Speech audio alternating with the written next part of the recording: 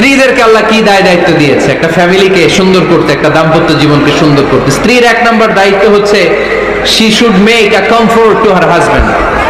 স্ত্রীর উচিত স্বামীর জন্য ঘরটাকে প্রশান্তির নীড় বানিয়ে রাখা। কি বানিয়ে রাখা? প্রশান্তির নীড়। স্ত্রী হওয়া উচিত এমন যাকে দেখলে স্বামীর চোখ জুড়ায়, স্বামীর প্রাণ জুড়িয়ে যায়, স্বামীর হৃদয়টা ঠান্ডা হয়ে যায়, ঠিক কিনা? আর স্ত্রীর দিকে তাকালে যদি মেজাজ গরম হয়ে যায়, মেজাজ খিটখিটে হয়ে যায়, ঝামেলা আছে না নাই? ঝামেলা আছে। এজন্য মেহেরবানি করে আমাদের বোনরা যারা এমন কোন কাজ করবেন না যেটা স্বামীর মেজাজকে খিটখিটে করে দেয়, কারণ আল্লাহ তাআলা আপনাদেরকে তৈরি করেছে লিতাসকুনু ইলাইহা, স্বামী আপনার কাছে গেলেই যেন তার হৃদয়টা প্রশান্ত হয়ে যায়, ঠিক কিনা? অনেক স্ত্রী আছে না জেনে না বুঝে স্বামীর সাথে এমন খিটখিটে মেজাজ দেখায় যেটা স্বামীর জন্য মেনে নেওয়া কষ্টকর। স্বামীর জন্য একটা ত্রাস হয়ে দাঁড়ায় স্ত্রী, ত্রাস। অনেক স্বামী আছে স্ত্রীর এরকম আচরণের কারণে, অতিরিক্ত প্রেসার ক্রিয়েট করার কারণে স্ত্রীদেরকে ভয় পায়।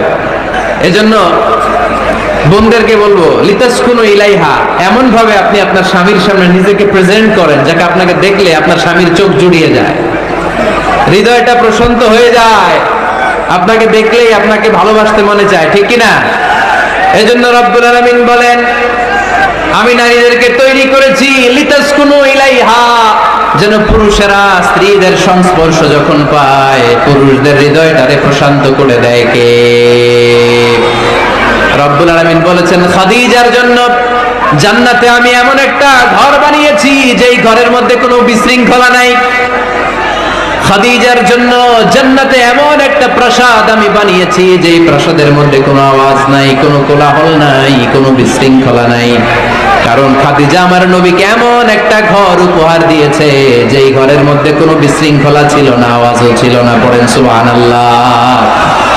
আল্লাহ রাসূল যখন সারাদিন কাফেরদের মাঝে কোরআনের দাওয়াত দিতেন, কোলাহল মারামারি জীবনের ঝুঁকি নিয়ে মক্কার কুরাইশদের মাঝে যখন দাওয়াত দিতেন, সব বিশৃঙ্খলা ঝামেলা গোলমাল শেষ করে রাতের বেলায় যখন খাদিজার ঘরে বিশ্বনবী ঢুকতেন, বিশ্বনবীর হৃদয়টারে প্রশান্ত করে দিত কে?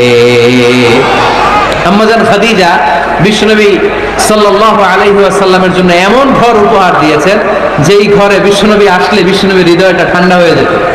সুবহানাল্লাহ পড়ে।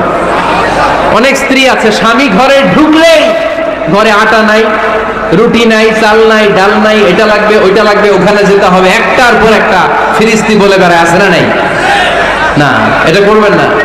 আপনার কি লাগবে এই সব দায়িত্ব আল্লাহ তাআলা স্বামীকে দিয়েছে, স্বামীকে জানাবেন, তবে ধীরে সুস্থে, ধীরে সুস্থে স্বামীর জন্য ঘরটাকে এমন করে রাখতে হবে যেন ঘরে ঢুকলেই স্বামীর হৃদয়টারে প্রশান্ত করে দেয়। কে?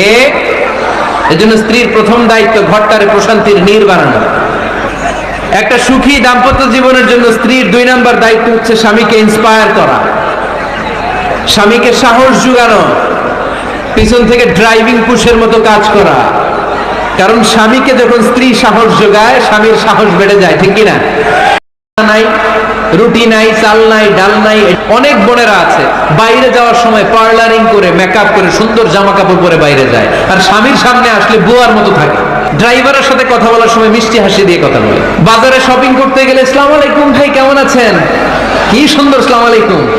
স্বামীর সামনে আসলে আর এই মিষ্টি কথাটা নাই। কেউ ফোন দিয়েছে, হ্যালো কে?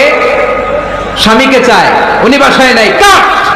আমার বোনেরা, আমার মায়েরা, খবরদার, আপনার স্বামীর ভেতরে আপনার জান্নাত, আপনার স্বামীর ভেতরে